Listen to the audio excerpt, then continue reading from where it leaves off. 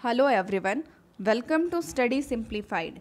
Today we are going to do early medieval period. आज हम Rajput kingdom के बारे में पढ़ेंगे। तो देखिए लास्ट क्लास में हमने किया था कि जब गुप्तास पीरियड ओवर हुआ था तब नॉर्थ में हर्षवर्धन रूल कर रहे थे एंड साउथ में चालुक्यास एंड पल्लवास रूल कर रहे थे। ठीक है, तो जो हर्षवर्धना का रीजन था नॉर्थ पार्ट, तो बेसिकली वहाँ पे राजपूत इमर्ज किए as a super power and वो लोग 500 ईयर्स तक ऑलमोस्ट रूल किए। ठीक है, तो ये अभी हम डिटेल्स में देखेंगे।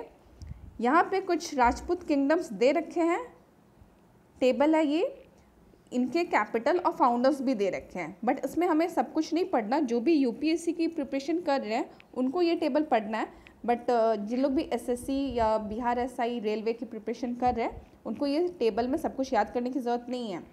आप देख लीजिए क्या क्या पढ़ना है। चौहान के बारे में हमें पढ़ना है।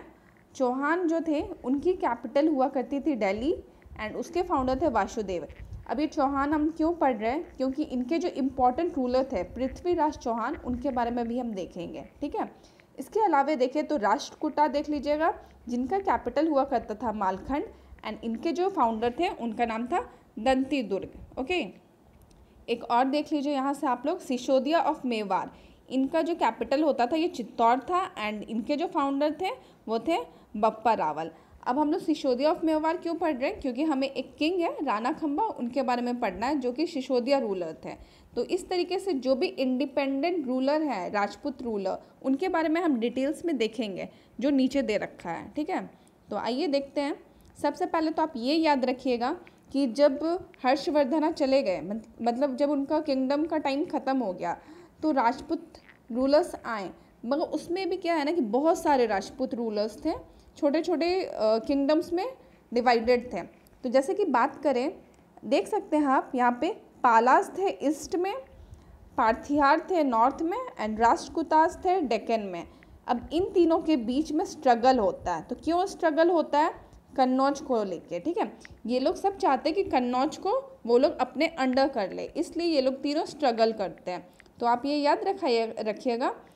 देखिए यहाँ पे दिया हुआ, the main cause for this struggle was the desire to possess the city of Kannauj. ठीक है, जो कि यूपी में आपका पड़ता है।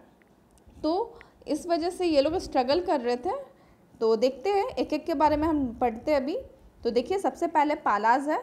तो पालास के जो फाउंडर थे गोपाला, ये कई बार एग्जाम में पूछा गया है कि जो पाला डायनेसिटी के फाउंडर थे उनका नाम क्या है, तो आपको याद रखना होगा गोपाला। ठीक है, इसके अलावा धर्मपाला भी इम्पॉर्टेंट रूलर हुआ करते थे एंड धर्मपाला कौन थे, तो गोपाला के सन थे धर्मपाला। ठीक है, अब ये क्यों इम्पॉर्टेंट है, क्योंकि यहाँ से क्वेश्चन निकल के आता है, नालंदा यूनिवर्सिटी का रिवाइवल इन्होंने ही करवाया था, प्लस विक्रमशिला यूनिवर्सिटी को भी इन्होंने ही खोज किया था।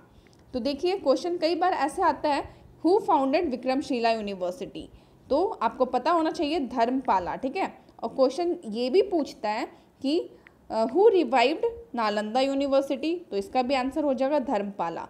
तो ये दोनों क्वेश्चंस कई बार एग्जाम में पूछे गए, एसएससी के एग्जाम में एंड पीसीएस के एग्जाम में, तो इसको अच्छे से आप लोग नोट डाउन कर लीजिएगा। ठीक है, अगर बात करें पाला डायनेसिटी के बाद, तो पाला डायनेसिटी के बाद एक डायनेसिटी आती है जिसका नाम होता है सेन डायनेसिटी, जो कि बंगाल के एरिया में उभर के आती है। और उसके जो एक किंग होते हैं उनका नाम आपको याद रखना है, क्योंकि यहाँ से भी क्वेश्चन आता है। Jaydev was the great court poet of Lakshman Sen.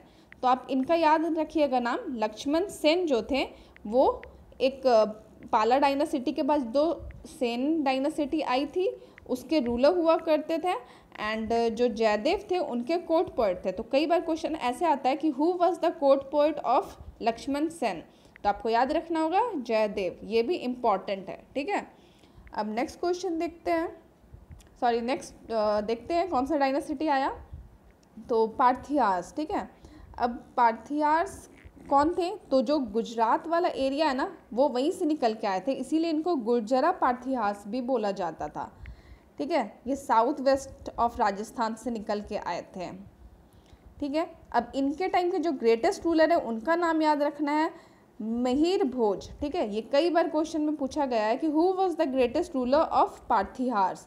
ठीक है। तो पार्थियार के जो ग्रेटेस्ट रूलर थे उनका नाम था मीर भोज, ठीक है। अब देखिए इसके बाद आ जाता है राष्ट्रकूटाज। तो राष्ट्रकूटाज का जो कैपिटल था मालखंड, आपको याद रखना है, क्वेश्चन में कई बार कैपिटल पूछा जाता है। इसके अलावा who was the founder of Rashtrakutas, तो वो हो जाएगा डंकी दुर्ग, जो कि अभी हम लोगों ने टेबल में देखा था, ठीक है। अब देखिए हम लोगों ने इसके फाउंडर एंड कैपिटल तो देख लिया। अब इसके अलावा इनके टाइम के जो ग्रेटेस्ट रूलर हुआ करते थे वो दो जन थे जिनका नाम याद रखना है। एक का नाम है गोविंदा थ्री एंड एक का नाम है अमोघवर्षा, ठीक है। अमोघवर्षा है ना, बहुत इंपॉर्टेंट है एग्जाम पॉइंट ऑफ व्यू से, क्योंकि ये एक ऐसे किंग थे ना जो 64 ईयर्स तक रूल किए थे और ये बिलीव करते थे पीस में, ठीक है। इनको लिटरेचर अच्छा लगता था, रिलीजन को फॉलो करते थे और ये वॉर पे विश्वास नहीं रखते थे, पीस में विश्वास रखते थे, ठीक है।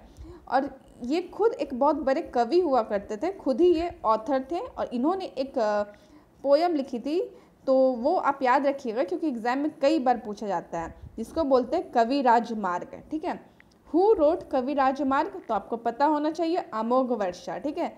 और ये जो कवि राजमार्ग है ना, ये earliest Canada book on politics है, तो आपको याद रखना है कि which book is the earliest Canada book on politics, तो आपको पता होना चाहिए कि कवि राजमार्ग, ठीक है।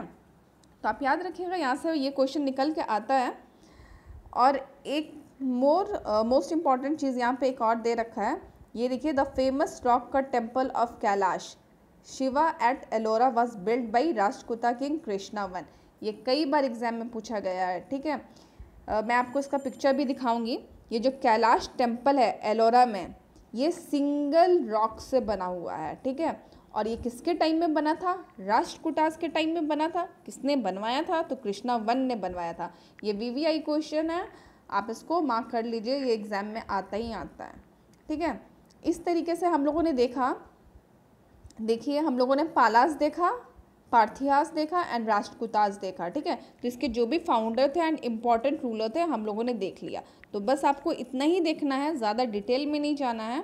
अब हम बात करते हैं अदर इम्पॉर्टेंट रूलर्स की। अब यहाँ से देखिए, सबसे पहले आते हैं पृथ्वीराज चौहान।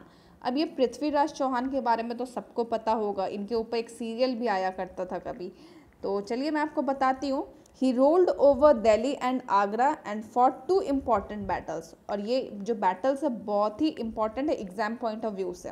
पहला बैटल है इनका first battle of Tarain and एक और बैटल है जिसको बोलते हैं सेकेंड बैटल ऑफ टेरन, ठीक है। जो फर्स्ट बैटल ऑफ तारेन है वो 1191 में लड़ा गया था और उसके एक साल के बाद 1192 में सेकेंड बैटल ऑफ टेरन लड़ा गया था। और इसमें पृथ्वीराज चौहान ने युद्ध किया था मोहम्मद गौरी के साथ, ठीक है। तो मैं आपको एक चीज़ बताती हूँ, आप याद रखिएगा। ये जो युद्ध हुआ था, ऐसे 2 साल यहाँ पे दे रखा है, तो इस 2 साल में पता है कितने बार युद्ध हुआ था? ऑलमोस्ट 18 टाइम्स, ठीक है। 18 टाइम्स हुआ था, जिसमें कि 17 बार, ठीक है, 17 बार तो पृथ्वीराज चौहान ही जीते थे। मगर उनकी दरियादिली देखिए कि वो क्या करते थे कि वो बंधक बनाते भी थे गौरी को, तो थोड़े टाइम के बाद छोड़ देते थे, ठीक है। वो ज़्यादा सीरियस नहीं लिए थे, वो छोड़ दिया करते थे अपना दरियादिली के चलते, बोलिए। बट जो 18वें बार युद्ध हुआ, ठीक है, स्टार्टिंग के जो फर्स्ट 17 थे वो तो पृथ्वीराज चौहान जीते, मगर जो 18वां युद्ध होता है उसमें क्या होता है कि गौरी डिफीट कर देता है पृथ्वीराज चौहान को और उनको बंधक बना लेता है। बंधक बनाने के बाद अपने कारावास में रख कर क्या करता है कि गरम लोहे को लेके उनके आँख में डाल देता है और वो अंधे हो जाते हैं। इस तरीके से इनकी स्टोरी है, काफ़ी इंटरेस्टिंग स्टोरी है, कभी देखिएगा इसको गूगल करके। बट यहाँ पे एग्जाम पॉइंट ऑफ व्यू से इम्पॉर्टेंट यही है कि फर्स्ट बैटल ऑफ तारेन 1191 में हुआ था और सेकेंड बैटल ऑफ तारेन 1192 में हुआ था। तो ये लर्न करने के लिए ईजी है क्योंकि 1 साल का ही डिफरेंस है। एंड किसके साथ हुआ था? तो मोहम्मद गौरी के साथ हुआ था, तो आप याद रखिएगा, ठीक है। फिर एक नेक्स्ट रूलर के बारे में हम देखें तो जयचंद के बारे में याद रखना है। और ये जयचंद जो थे बेसिकली राठौर थे, ठीक है। तो ये Rajput king, last Rajput king हुआ करते थे, मतलब कि जिसको मोहम्मद गौरी ने मारा था, ठीक है। तो देख लीजिए, he was the last Rajput king who was also defeated and killed by Mohammad Ghori in battle of Chandwar. ये कई बार एग्जाम में पूछता है, क्वेश्चन ऐसा आ जाएगा कि जो बैटल ऑफ चंदवार है वो किसके बीच में हुआ था, तो आपको नाम याद रखना है कि मोहम्मद गौरी एंड जयचंद दोनों के साथ हुआ था। या तो क्वेश्चन ऐसे भी आ सकता है कि बैटल ऑफ चंदवार किस ईयर हुआ था, तो आपको ईयर भी याद रखना है। हिस्ट्री में तो ईयर्स मोस्ट इंपॉर्टेंट होता है, ईयर आपको लर्न करना ही है, तो आप दोनों तरीके से याद कीजिएगा, ठीक है। इसके अलावा हम लोग देखें तो एक और रूलर हैं, ठीक है, वो भी इम्पॉर्टेंट है, राणा कुंभा, ठीक है। राणा कुंभा जो थे वो सिसोदिया रूलर होते थे मेवाड़ के। मेवाड़ वाला जो एरिया है वो वहाँ के रूलर थे। एंड इन्होंने क्या किया था, तो इन्होंने डिफीट किया था मोहम्मद खिलजी को, ठीक है। और उनको डिफीट करने के बाद उन्होंने टावर ऑफ विक्ट्री बनाया, जिसको विजय स्तंभ भी बोलते हैं। कहाँ पे बनाया, चित्तौड़ में। तो ये कई बार क्वेश्चन आता है कि चित्तौड़ में जो विजय स्तंभ है वो किसने बनवाया है, तो आंसर हो जाएगा आपका राणा कुंभा ने बनवाया है, ठीक है। और क्यों बनवाया है, तो मोहम्मद खिलजी को हराने के खुशी में, ठीक है, टावर ऑफ विक्ट्री बनाया था। तो ये VVI है, आप इसको टिक कर लीजिए, ये कई बार एग्जाम में पूछा गया है। तो इस तरीके से हम लोगों ने 2-3 राजपूत रूलर्स के बारे में भी पढ़ा डिटेल्स में, यहाँ से क्वेश्चंस आते हैं कई बार। अब अगर हम आगे देखें तो फिर आ जाता है फीचर्स ऑफ राजपूत किंगडम। अब देखिए फीचर्स की अगर बात करें तो उनके टाइम में क्या हुआ करता था कि फॉरेन कांटेक्ट बिल्कुल भी नहीं था, ठीक है, कोई इन्वेजन भी नहीं हो रहा था उनके टाइम में। कास्ट सिस्टम ना बहुत रिजिड था, ठीक है, बहुत ज़्यादा स्ट्रांग हुआ करता था कास्ट सिस्टम। एंड वो लोग क्या, उनके टाइम में ना बहुत सारे फोर्ट्स बने गए थे, बहुत सारे टेम्पल्स बनाए गए थे। अगर टेम्पल्स की बात करें तो आज के डेट में जो भी टेम्पल्स हम लोग देखते हैं बड़े बड़े, वो मोस्टली राजपूत के टाइम में ही बने थे। अगर एग्जाम्पल के तौर पे देखें तो देखिए खजुराहो, जो कि बहुत शानदार टेम्पल है, MP में है। तो ये भी चंडेला, ठीक है, जो चंडेला हुआ करते थे राजपूत, उन्होंने ही बनवाया था खजुराहो टेम्पल, ठीक है। इसके अलावा देखें तो लिंगराज टेम्पल जो कि भुवनेश्वर उड़ीसा में पड़ता है, सन टेम्पल जो कि कोणार्क उड़ीसा में पड़ता है, जगन्नाथ टेम्पल जो कि पुरी में पड़ता है, एंड दिलवारा टेम्पल जो कि माउंट आबू में पड़ता है। ये सब जो है ये राजपूत रूलर्स के द्वारा ही बनाया गया है। तो यहाँ पे क्या इम्पोर्टेंट है, यहाँ पे टेम्पल का नाम और किस लोकेशन में है वो इम्पोर्टेंट है। अगर क्वेश्चन आ जाता है सन टेम्पल कहाँ पे लोकेटेड है, 4 ऑप्शन रहेगा, तो आप कंफ्यूज मत कीजिए होइएगा, कोणार्क उड़ीसा इसका आंसर हो जाएगा। तो इस तरीके से क्वेश्चन आता है, ठीक है। बेसिकली टेम्पल्स तो क्या मतलब, जो भी इम्पॉर्टेंट मॉन्यूमेंट्स है ना, उनका लोकेशन कहाँ है वो आपको पता होना चाहिए, क्योंकि ऐसे भी मिसलिनियस में क्वेश्चन आते ही हैं, ठीक है, ऐसे क्वेश्चन आ जाते हैं जो कि मिसलिनियस के पार्ट होते हैं।